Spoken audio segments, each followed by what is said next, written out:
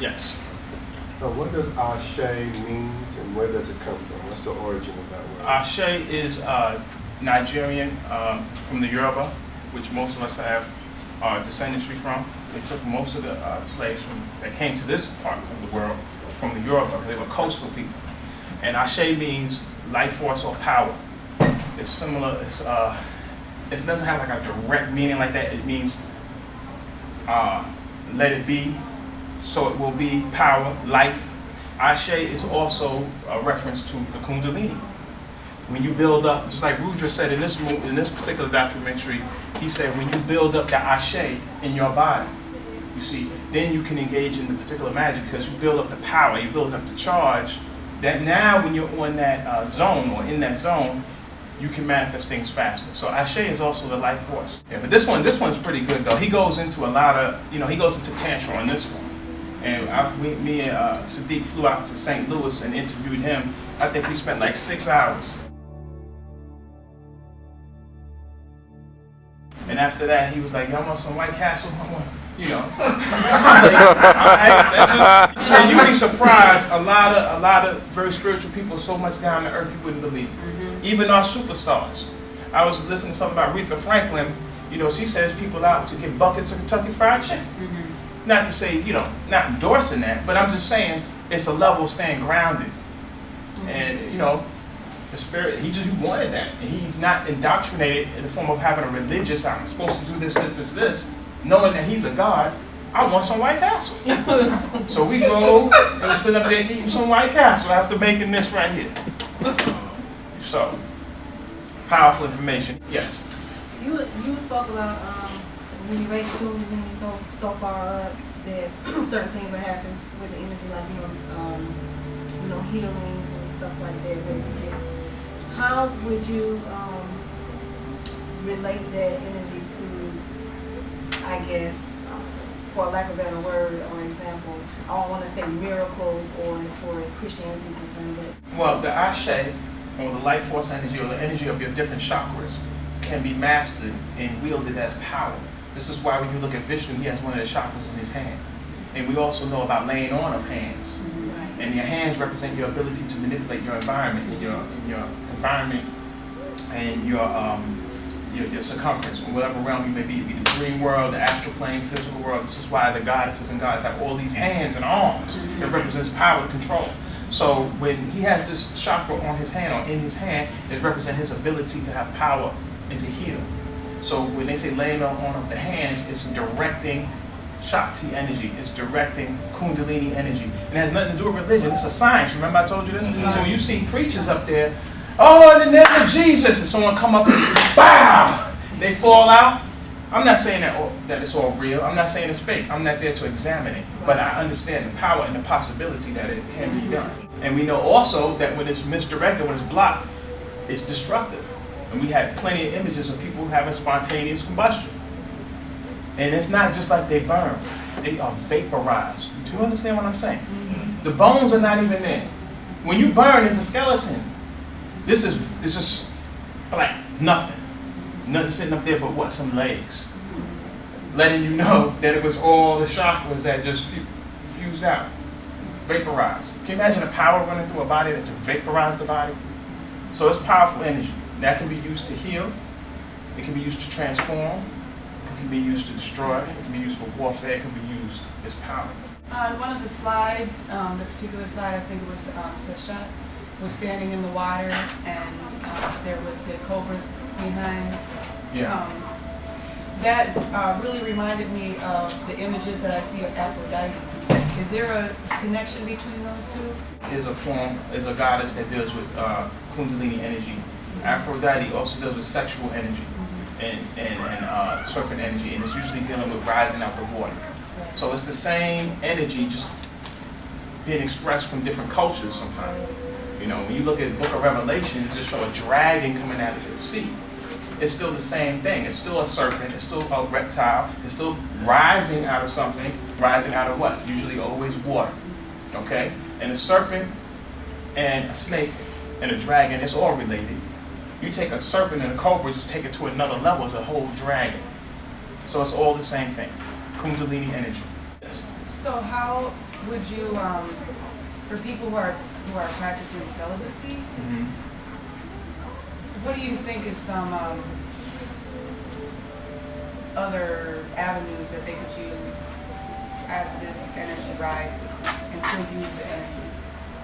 Well, you mean not having any type of sexual energy within their body? You can never be totally celibate, really, because even the thought in your mind, Jesus said, even thinking it in your mind, you're doing it. You see, the energy is within you, it's part of you, it's your very life force. To go against that and be celibate for long periods of time is contradictory to your own nature, and you're not going to do it anyway, because all life is sex. What is sex? Interaction of measuring of energy, the weaving of energy. That's what Tantra means. We're weaving energies right now. So that's a form of intimacy, it's a form of closeness. When someone shares, like you said, how far you drove, and when you told me how much you learned, and I started to feel emotional, that was an exchange right there. So all life is sexual energy, you see. Masculine energy, feminine energy, electric energy, magnetic energy is all part of being down here. If you want to be truly celibate, you have to be totally still and non-existent and have no relationship to anything or anyone. That's Amun, the hidden one.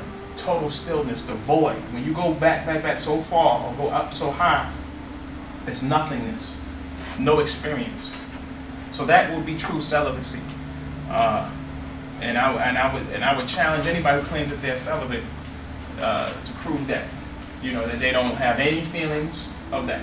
You see somebody fine and that heat rise up real quick on your heart, you feel your adrenal gland. That's Kundalini energy. You mean to tell me they don't even have that? So to me, that teach his own. And it's times when you want to conserve, but at the same time, complete and total celibacy is non-existent until you're at that level of Amun. Yes. I have another question about like the sound and light when you were doing the example with the sand and the vibration of the music that was being played, where the sand changed and it elevated down. How do you attribute that? For example, using the or using the music that makes you feel good. You don't want to always constantly revert back to some time in the past. You want to also be creating happy, memories in the present as well. I know for myself, it's hard to find good music now. For whatever reason it may be. It may be me, or it may be the fact that certain music is just not being produced. But, you explore different types of music sometimes.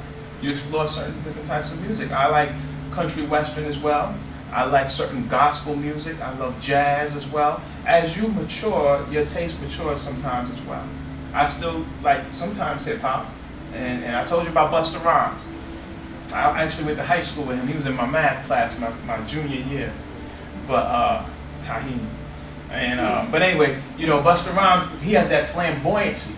And he has a level of Shiva in him as well, because of all of the wild outfits and stuff he will wear, and it's just like he's just uncontrollable, his whole energy. So I listen to him sometimes as well.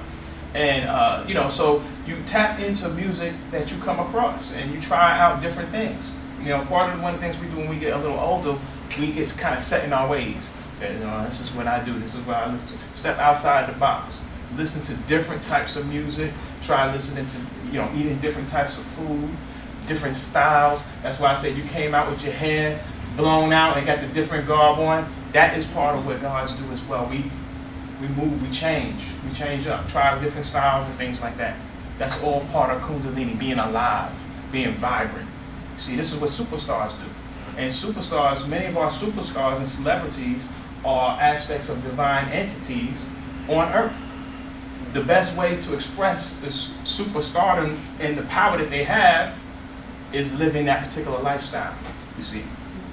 And people do subtly worship them. People do worship them. Muse, that's a form of a goddess. That's where you get the word music from.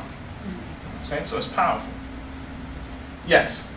As far as children go and sex education, because they're teaching our kids what they teach them in school, I'm not interested in my children carrying the same shame and guilt that is taught around in our culture as far as sex goes.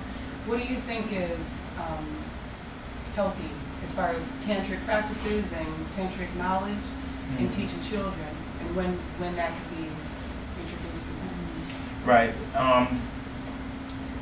Some of that has a place for what's appropriate, you know, but because we're still in this system in this country, you know. If we all got butt naked in here, and we'll be on the news, there'll be some problems, right or wrong, because we still are up under a certain system, Right. you know. So we have to deal with what's appropriate and for the time, and for a child, you deal with what's appropriate for their age group, you know.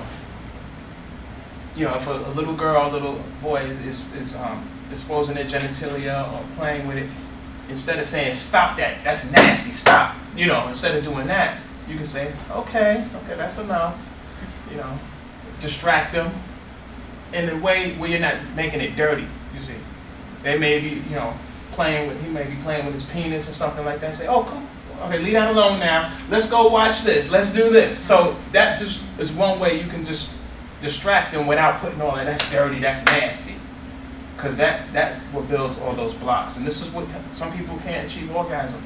Some people can't really, you know, it's hard for them to open up to even have sex because of all of that. And also some bad experiences they may have had. But this evening one, the evening meditation will help throw out some of that baggage. So that's what I would do. I would distract them.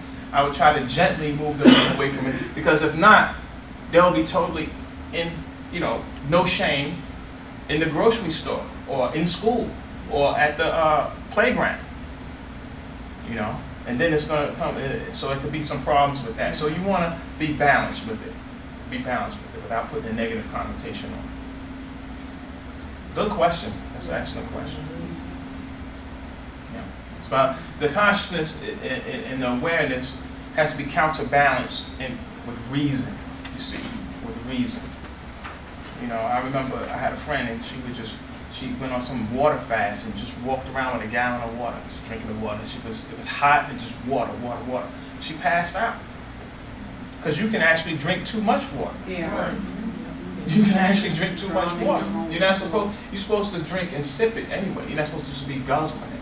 Because you guzzle it, you wait till you get so thirsty when you guzzling it, now your body's inundated with all this water. But if you sip on it, it maintains easier. Okay? So we have to stay balanced and stay reasonable. $8 a pound, and we got what are the little things? Nibs. Nibs, we got the nibs. Get the nibs. You've been taking cacao already? No, I hadn't. Okay. I mean, but I just looked on the site last night. Because I know you've been coming for some time, and I see you just lounging back there. Yeah, I know that. Then I said cacao, that brother said that one. Yeah, I'm telling you, you get to a certain level, it's okay. You know, you actually get to a level where you appreciate and you have pleasure in seeing other people, and you become a teacher as well. Mm-hmm. And you know, it's good to hear, you know, the information again. But sometimes it's just that one thing to take you to the next level. Right. That thing. First of all, he's probably going to be taking this cacao every day, I'm sure, or at least, you know, consistently. How much more power it's going to give him? Do you see what I'm saying? Mm-hmm. And is that worth the time? Is that worth the investment? Absolutely. Alabama, Enterprise, Alabama. It was some knowledge that I needed, personal experiences I did not have any answers to. It will be worth everything that you invest. When he says step up to your power, I can see that he's showing us how to do that, and not every leader does that. I'm enlightened, empowered. I feel that I can go forth and use these techniques and examples. I got so much I don't even want to go home. Oh. All right, and what would you say to someone considering coming to the next seminar? Put your big girl britches on and get ready to be fulfilled, because it's not for punks. That's what I was saying. I mean, we in a hotel, so I might as well just get a permanent room, and every time there's a seminar, just come on downstairs and get that knowledge. Absolutely. And that nano platinum.